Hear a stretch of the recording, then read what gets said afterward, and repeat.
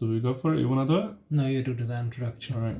Good morning, good afternoon, good evening.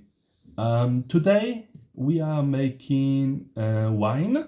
We are making grape wine, and we are making the wine from store-bought juice that was bought in Rewe.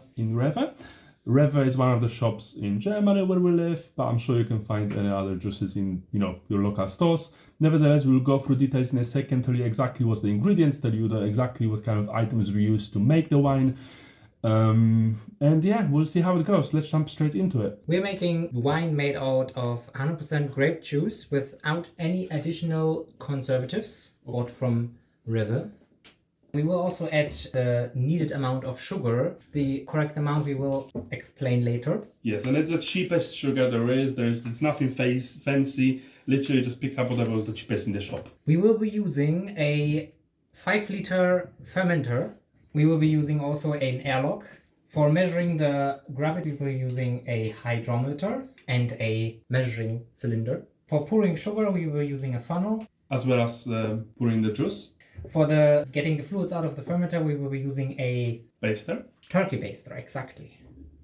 And everything is disinfected with Starson. Sanitized, Starson, exactly. How much Sanitization is quite important. How much exactly it says on the back, how much you should use per amount of water. We used 5 liters of water, so we used, I believe, I think 15 milliliters exactly. Everything says on the back. It's very affordable. Bottle like this we're using for months now, and it's still something in there. So it's really taking us quite a while to use it all. For pouring the yeast, we need a simple spoon. Nothing big. And the yeast we're using is EC1118. Yes. Also known as champagne yeast. It's very resilient. It can go up to 18%, right? Yes, it can go up to 18% alcohol, but today we're not going to be doing it. We'll explain more later on. And then also we are using DAP. DAP as a booster for the yeast, so it's a bit more efficient. Exactly. It's a nitrogen, so it helps the fermentation along. Obviously, it's not necessary, but it's definitely a good idea to have one. Or some other ones like Fermado, Fermake. There's a lot of different ones. But DAP is what we are using, at least today. All right, let's go now through with it and let's start making our wine. So as we said before, we need a fermenter. What we're going to do, we're going to pour in juice first in it. So we're gonna put a funnel on top. And for now, we're going to put our Rewe juice in. We're going to pour only 1 liter. I think it's, oh, thank you. Pouring.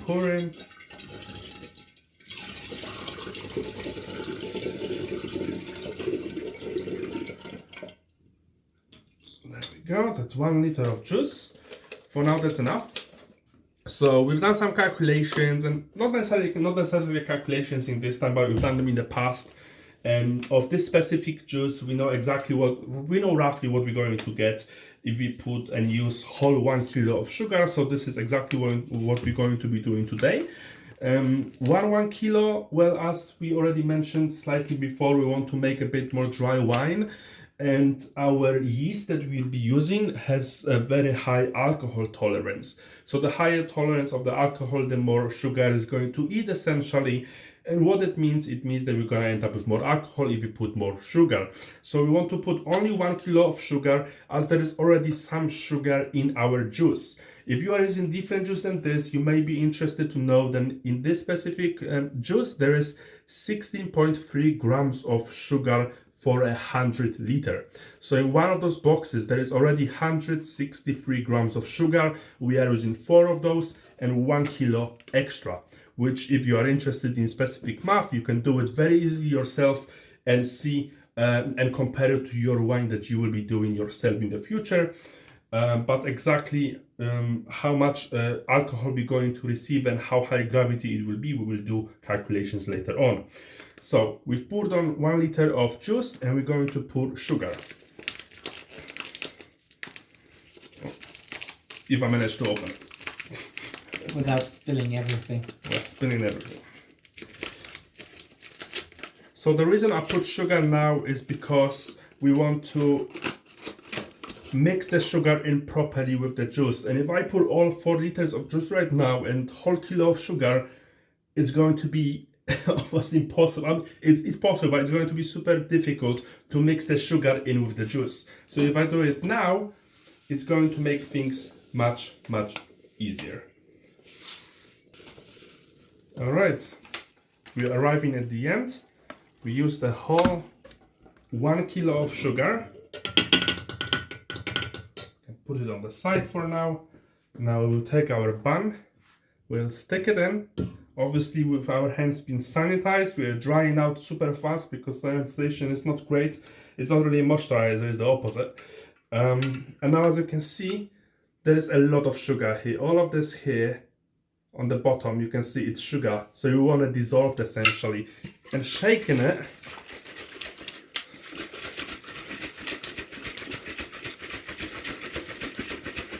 now imagine having 4 liters in there and shaking. exactly. If you had 4 liters of juice in here, you can even add a bit more juice because you see the sugar sticking to the sides. But yeah, it's not resolving as nicely. That's actually a good point. We may add a little bit more right now. Funnel away, funnel in. There is funnel sticking a little bit to the sugar sticking a little bit to the funnel, not the fermentation. Yeah. Well, depends how you look at it. Depends how you look at it. Technically, it's true.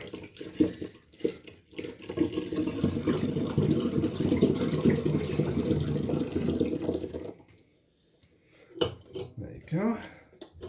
Thank you very much. And now you can stick in the pan again, or if the fermenter came with the cup, you can just use the top and close it. Personally, it's very wonky. I don't really like to use it. I prefer to simply put the pan. Also because there's a pressure that's rising when you shake it. Exactly. And now we're shaking. It's 2 liters, so it's already more difficult to shake it, but it's still manageable. You can see it's changing the color a little bit, but it's all because of the bubbles. It's all because of the oxygen inside the brew. And oxygen is essentially what you want, as we know, because for the yeast to do heavy fermentation, they need to have a lot of, well, yeast, they need to reproduce, and to do it, they need a lot of oxygen. So doing what we're doing right now, it's definitely good. Now you want to make sure it's shaken properly. Whew, I'm out of breath almost. It's a lot of shaking for sure, but you want to make sure it's done properly. So simply let it sit for a minute and see if there's any sugar coming to the bottom. If there is not, that's the sign you've shaken, and as you can see there is still some on the bottom in our case. So we definitely have to keep shaking.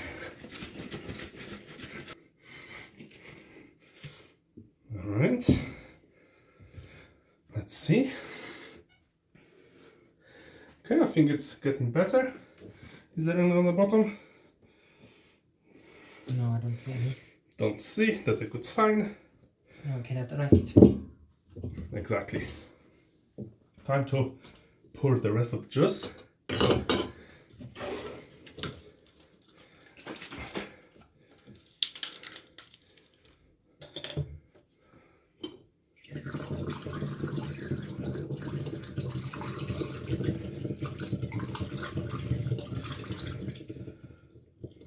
Alright.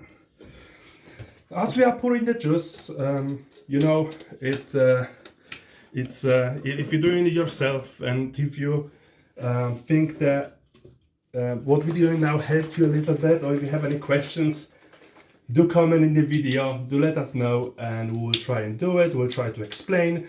We're not going through all the maths and through all the explanations, but simply because it would take too much, the video will be way too long, and all we want to do today is to show how to make simple wine with, well, store-bought juice essentially.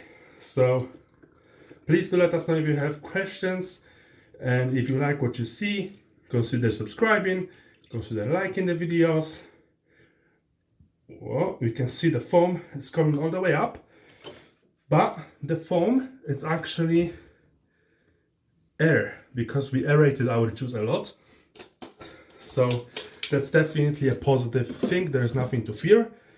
As you can see, we left a little bit leeway, so there is some space for juice to work around. So in the future, when it will ferment, obviously it will grow a little bit and may even go out of the airlock. If that happens, we'll show you what to do then.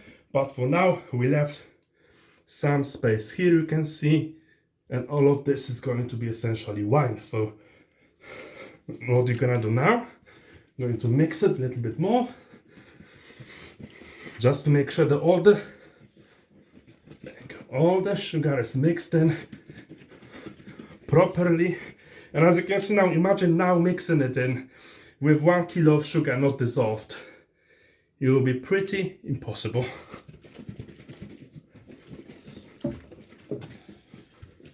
Okay.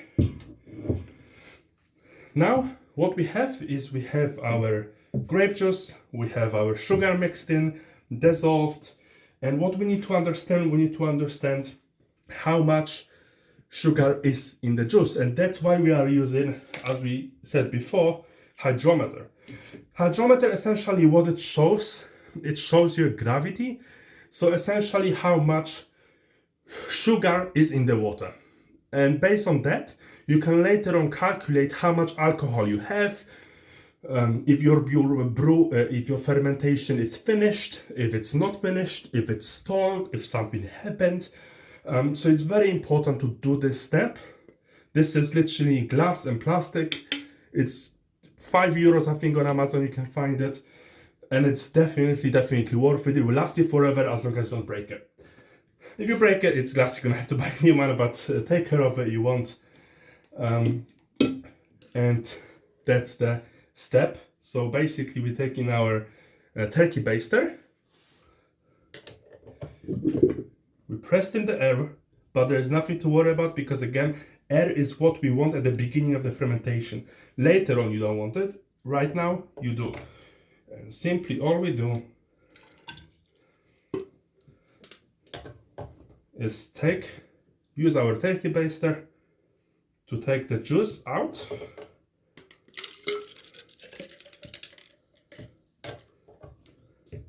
And what's going to happen, oh, we can see it already. What's going to happen essentially is this hydrometer will float.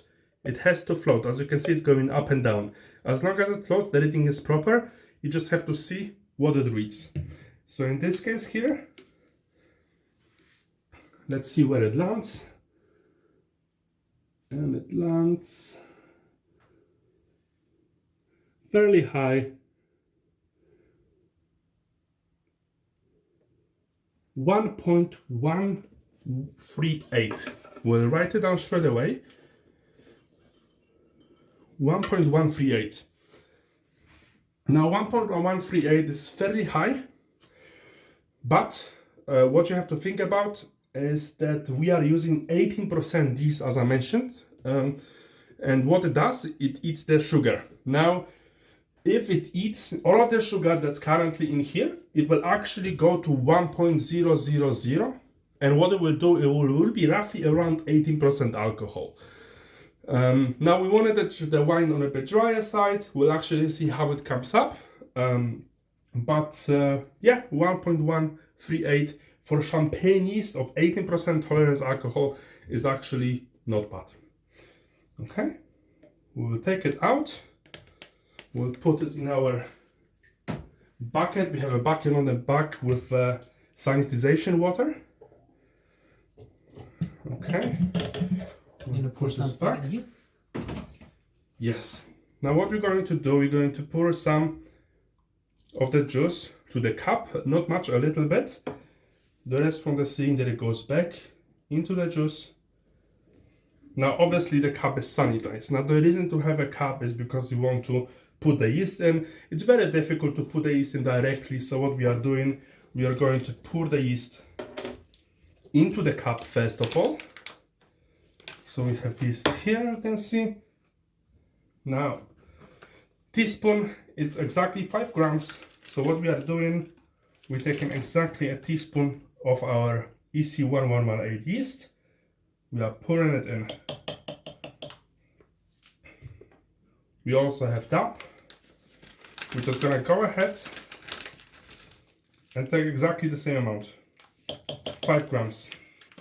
All right. And we're going to take quickly from our shelf. What are you looking for? I'm looking for something that's not here. There we go. We're gonna sanitize it quick, 1, 2, 3. And sanitize, and I'm going to mix it in.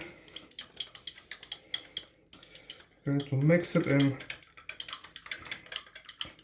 So basically just want to mix in the yeast a little bit, so it's just easier to pour. Some people like to do starters, and I have to say, obviously, it's not a bad idea. It's definitely a good idea. Starter is basically where you prepare yeast and pour in the cup like this, for example, maybe a little bigger even. You leave it for 20-30 minutes, but to do it properly, you actually should put it in the water, not in the juice. The water should be a bit warmer, and then as temperature falls down, you pour it back into the fermenter. Now, temperature, of course, is also very important, but in here we have steady temperature in our apartment of between 19 to 20 degrees Celsius, which means the brews always stay the same, and that's the temperature of our water. You can also see the temperature of the yeast and what kind of temperature the yeast is supposed to be in, because obviously according to manufacturers' recommendations, and for this specific yeast, I'm pretty sure it's between, I think, 15 or 10 degrees Celsius to like 30 or 25. It's pretty high range, and with 19-20 degrees Celsius, we are definitely in it. So now what we have is basically, we have a little bit of yeast. I'm trying to mix it in properly, but it's going to do the job as is. And now all we're gonna do, we're gonna pour it in. Now to pour it, obviously it's much better to use funnel again, because otherwise you may spill some. So we're just going to put a funnel and quickly pour it in. Now a little bit there is stuck, not too worried about it. If you really want to take some out, what you can simply do, we can take a turkey baster, which we have clean. Thank you very much. I'm just gonna take some juice out, put it back in the cup that again was sanitized. Everything is sanitized, completely safe. What we do, just mix a little, mix, and put it back in. There we go. All right. And now we have our wine. Or do we? Technically, it's already wine, yeah. Technically, it's already wine, even though there is no alcohol. Well, as soon as you put the yeast, technically you could say it's a wine, but people have different opinions about it. Obviously, there is still no alcohol. What we're gonna do, I'm just gonna give it a mix slightly. At this point, you don't have to do anything. You don't have to do any mixes, anything like that. I just want to, speed up the process and simply let the yeast go down straight into a juice. And this is our, well, no juice, our wine, we could say, that we're going to ferment. Now, how long the fermentation takes? Depends. Really depends. You cannot say. It can be a week. We've had wines that were done in 3 days. We had wines that were done after 2 months. Literally, right? So, and still we're going. It really depends on a lot of factors, and this is why you have to do readings, and you use the hydrometer we use to do readings. So what you want to end up with is the wine that went down for all of its tolerance. So in our case, we're looking at something around 1.100 to 1.110, and then we call it finished. Obviously depends how it tastes. If you like it, we may pack sweeten it, we may do different things to it. But first of all, what we're going to do, we're going to leave it be. So we have to put our airlock, we have to make sure it's sealed, because we don't want any flies and anything getting in. Now airlock, it's very simple. It's basically a valve that allows air to go out, but doesn't allow air to go in. So we just put it in, stick on it, and that's it. All right, so now that we have our wine, obviously what we have to do, we have to mark it, we have to know what we're looking at. We don't have to, but it's nice. And obviously we do have to write down our gravity. Gravity is something that we already discussed, and we have to remember what it is. So I just prepared a small piece of paper. Essentially what it says is the name, so grape juice wine, then our gravity, which is 1.138, then what we used, so we used our EC1118 Yeast with DAP, and today's date is 11th, so this is what we've put on the wine. Now I've done a quick calculation in the background of what we can expect, and from this gravity, starting gravity, we can roughly expect the fermentation goes how it's supposed to go, to 18% alcohol. We can expect the wine to finish somewhere around 1.000 to 1.010. So it will be perfect, dry, semi-sweet, you know, depending on your preferences. Wine, obviously it's all homemade, so there is no exact measurement always done. It's all kind of calculations and done to certain degree and not perfection. Obviously it's not something we can do as a homebrewers, but as long as you like it and as long as you enjoy what you make, that's the most important. It doesn't matter if it's gonna be 18% alcohol, 70% alcohol, and as long as it's safe to drink and as long as it's good, that's all it really matters. So what we're going to do, we're going to put it away like the rest of our wines. You can see some of them are here. Yes, we have many different brews brewing at the moment. We have a dry wine, which was lower gravity starting, of course. We have a dry ciders, we have more ciders, we have some cold brew, so some coffee wine. We have a blueberry wine, we have gin wine, we have more grape wines. But we're also making more meats at the moment right now as well. We actually just bottled cherry meat. Actually just bottled cherry meat, that's true. We have like 15 bottles, which is quite exciting. And we're definitely going to do more. So what we're going to do now is we're going to finish for today, but we're going to continue our videos and we'll definitely let you know how the fermentation is going. Depending on the timeline, again, we may check in with it in a week or two. We will be watching it, we will be measuring gravity, and if we think it's closer to finishing, we may rack it on the video. And until then, have a nice evening. Have a nice evening, have a nice morning, have a nice afternoon, whatever it is, take care.